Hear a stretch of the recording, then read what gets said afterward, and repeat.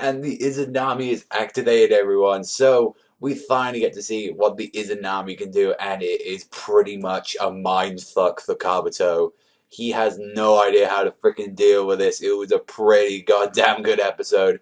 So from what we see from the start, you see that Kabuto has got everyone's genes, like he said, and he proved that he even got the sound village thought in there. Like he's got a tattoo. I forget like a lot of them. I think it was like Sakon, Ukon, Tatuya, the spider guy, and the big massive one as well. He's using all their like elements, using like the Genjutsu with the flute. He's using like Kimimaro with the bones. He's like pretty much using it. And then there was even a point where in this fight he was using Orochimaru's like white snake powers, where he actually came out and he actually tried to attack, and it looked really like an epic as well when you see him like just diving out of the snake because he thought him and Sasuke grabbed him, and he's like, no motherfucker, just comes out like the snake and just slices Itachi clean through in half.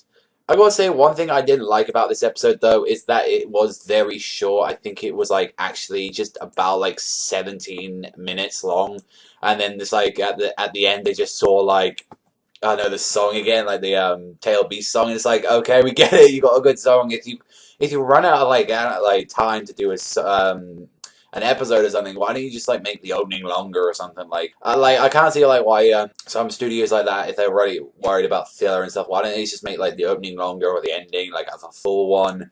Just like do like what One Piece does, it has like a 2 minute and a half opening, like nearly an entirely full song. So pretty much that's all for him to sort out. But what I really liked about this episode, when the Izanami activated, you just saw like Kabuto was really fucking like going crazy. Like he kept noticing shit was happening. He kept noticing he stepped on the same feather that Itachi kept doing the same kind of moves.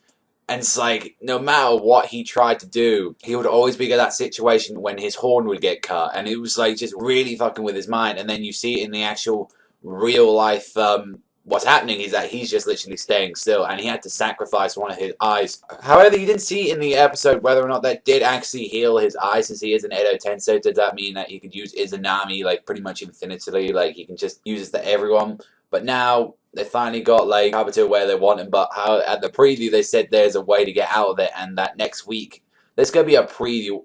I actually really liked this fight. I felt like it was a pretty good fight. It actually made me care about Gar a lot. The only issues I had with the episode is that they did recap quite a bit at the start, and that is that it was actually quite a short episode, like 18 minutes. There's like you still had some time, but you know we gotta know about the Tail Beast song. We gotta know about like Son Goku, Goku, and all of them. But overall, I give this one like an episode of like a 7 this week. I pretty much really did enjoy it. Only those little issues to it, but overall, let me know what you think about this and like what's gonna happen now. Do you think like Itachi's gonna help, or do you think he's gonna have to sacrifice like himself and the Edo Tensei? Since if he stops the Edo Tensei, that means he stops himself as well. So maybe he might not get time to answer all of Sasuke's questions, but that means he does stop some of the most powerful Edo Tenseis out there, like Uchiha Madara.